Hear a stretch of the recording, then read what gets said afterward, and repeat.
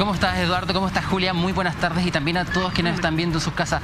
Tal como tú decías, en vivo indirecto desde la Araucanía, desde Lumaco, al interior de esta zona, comenzamos con las informaciones que pasaron hace pocas horas atrás, que estas últimas 15 horas se han tomado la arista de esta región y es la quema de los 23 camiones y otros vehículos que ha sucedido en esta zona. El más importante, el que sucedió hace unas 8 o 7 horas atrás durante la madrugada de este día y que sucedió en la carretera en la Ruta 5 Sur, específicamente cercano al sector de Piedima, todo esto entre Coyipulli y Ercilla. Fueron 5 camiones y un vehículo los que fueron afectados por este siniestro, que fueron atribuidos a grupos ligados a la Coordinadora Arauco-Mayeco y también a sectores de ese estilo. Mayor información de eso no se tiene, está en investigación. La Fiscalía llegó al lugar, le entregó la investigación también y a los peritos de la PDI. En este caso se habla de trabajadores heridos, no se tiene mayor certeza de ello, pero aparte de esos ataques, como mencionábamos anteriormente, se han sucedido varios durante estas últimas horas y todo esto debido al fallecimiento de este joven comunero mapuche que sucedió el viernes pasado. Han sido horas bastante intensas acá en la Araucanía que han ido sucediendo minuto a minuto. La información va transcurriendo en este lugar. Este último día ha sucedido con la quema de camiones. Mañana hay que ver también lo que se pueda esperar en torno a esto. Se está llamando movilizaciones. Es todo algo que está cambiando minuto a minuto acá en la zona.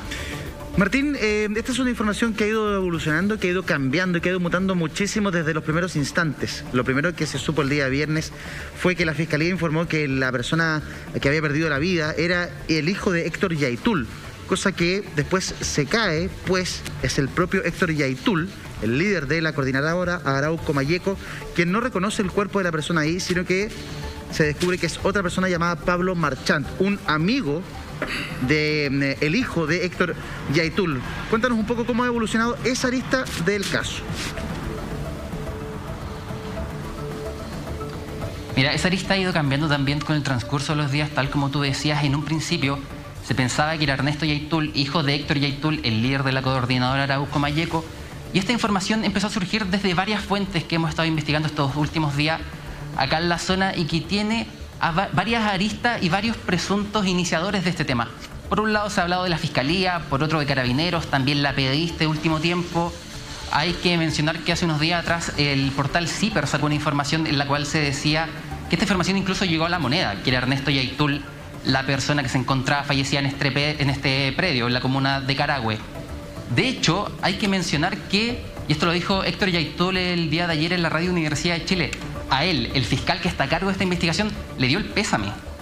El fiscal le dijo que la persona que se encontraba ahí fallecida era Ernesto Yaitul.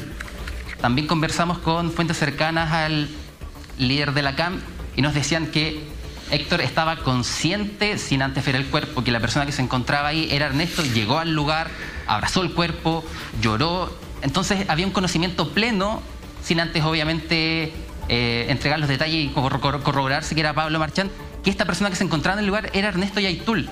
Desde ahí ha salido la polémica porque se ha empezado a averiguar por qué esta persona se confunde con Ernesto Yaitul, si finalmente era Pablo Marchant.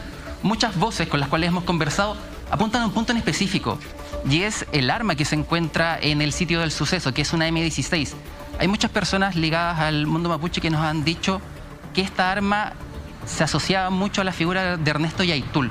Entonces por ahí hay una arista que se está tocando, hay otra arista que dice que la información salió desde las comunidades mapuche y llegó a manos de la Fiscalía, Carabineros, la PDI. Hay algunos que nos decían pudo haber salido de las comunidades mapuches y como hay intervención de los teléfonos por parte de los Carabineros, quizás de ahí se filtró. Carabineros hizo un preinforme, eso nosotros lo corroboramos hace poco instante, y ese preinforme después se envió a los altos mandos y los altos mandos se lo derivaron a La Moneda. Entonces es una situación bastante extraña porque la PDI también tenía certeza, nos acaban de corroborarse también pocos minutos atrás, que la persona que estaba en ese lugar era Ernesto Yaitul. De hecho, la PDI le dice a la Fiscalía, probablemente la persona que está acá es Ernesto Yaitul. El fiscal del caso, como les repetía hace un rato atrás, le da el pésame a Héctor y le dice que la persona que está ahí es Ernesto. Entonces, también es información muy confusa de finalmente saber de dónde va esta información, de dónde, por decirlo de alguna forma, viene el error.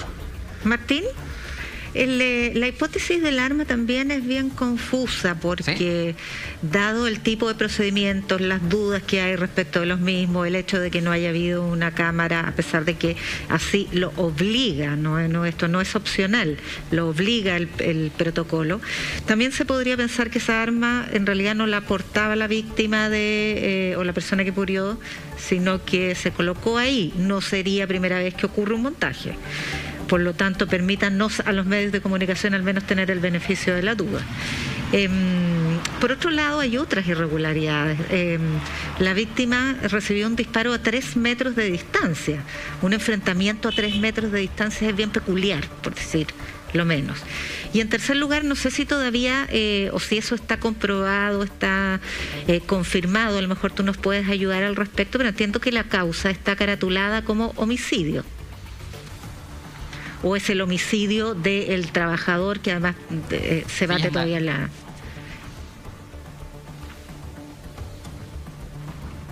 Martín, ¿está la causa, como tú decías, estaba catalogada como homicidio.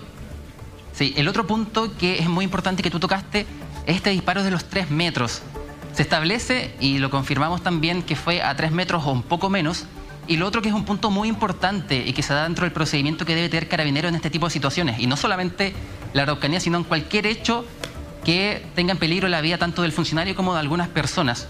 Los efectivos policiales pueden realizar un máximo de 2 disparos, y esos 2 disparos son para repeler a la persona, no es para matar. Entonces uno podría presumir que un disparo realizado a 3 metros o un poco menos, que finalmente intercepta en la cabeza de este joven, obviamente parece, según lo que también nos han dicho, no buscaba simplemente provocarle un daño y reducir a esta persona. Y otro punto muy importante, que esto está en el protocolo de Carabineros: cuando se abata a esta persona, cuando se le realicen estos máximos de 2 disparos, es obligación del funcionario policial prestarle ayuda.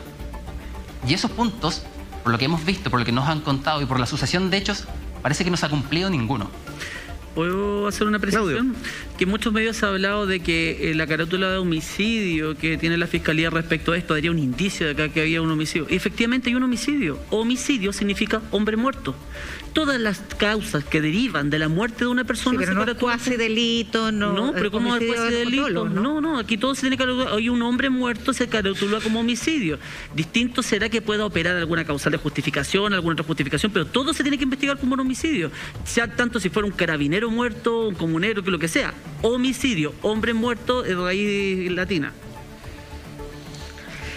Martín, otra pregunta respecto de esto. La primera confirmación que se dio, o sea, en realidad, el primer error que se dio respecto a la identidad de la víctima no fue ni del fiscal, públicamente al menos, fue de otro comunero, de otro líder de esa comunidad. Hubo un video por Twitter que lo confirmaba. También existe la hipótesis de que la identificación como presunto hijo de Héctor Yaitul se hubiese realizado como una manera de presionar la presencia física de Yaitul en este sitio y forzarlo a dar él una versión. Porque en general este tipo de acciones pueden tener 2 objetivos. O es la defensa frente a un acto violento, que de hecho el propio Yaitul dijo, aquí se estaba realizando un acto de sabotaje, que no es pacífico desde luego, pero otra cosa es que sea armado, o armado respecto de personas, o fue un acto de provocación, dado el contexto de la declaración, por ejemplo, de la Convención Constitucional, lo que se quiso aparentar respecto de significados que tenía esa declaración o que habría tenido esa declaración y que no los tuvo, y por lo tanto un hecho violento que involucrase a un líder de la CAM habría generado mucho más ambiente de convulsión del que genera el hecho de que la víctima fuera otra persona. Entonces, todas estas dudas que rondan ahí, las comentan los familiares. Por ejemplo, tú estuviste en los sepelios o estuviste en el velorio, has tenido contacto con ellos como para intercambiar estas dudas respecto a el incidente. Mira, nosotros estuvimos relativamente cerca de Héctor Yaitul, de Juan Pichún, pero mayor contacto con ellos verbal no pudimos obtener. ¿Por qué? Porque estas 2 personas, estas 2 figuras, estos 2 loncos, estaban como ñenruca. Ñenruca, traducido al castellano, son como dueño de casa. A ellos les tocaba recibir a todas estas personas que iban llegando a este velorio tradicional mapuche de Pablo Marchand, que también velorio, por así decirlo, que él pidió que fuese bajo la cosmología y bajo la visión mapuche. Pero yendo al otro punto, parece muy poco probable esa teoría. ¿Por qué? Porque cuando Héctor Yaitul llega al lugar donde estaba Pablo Marchand finalmente, por lo que nos dicen y nos comentan, que es información de gente que estaba en el lugar, se le ve muy afectado. Él llora encima del cuerpo. Él en todo momento pensaba que esta persona era Ernesto Yaitul, y no fue sino la pareja de Ernesto la que prende el teléfono y logra identificar un rasgo característico que nos dijeron, que finalmente hace que esta persona finalmente logre ser identificada como Pablo Marchand. Entonces, por lo menos desde ese punto, parece que no hay cierta, como, por así llamarlo, alevosía en que esta persona o este hecho tuviese alguna característica más allá de lo que sucedió.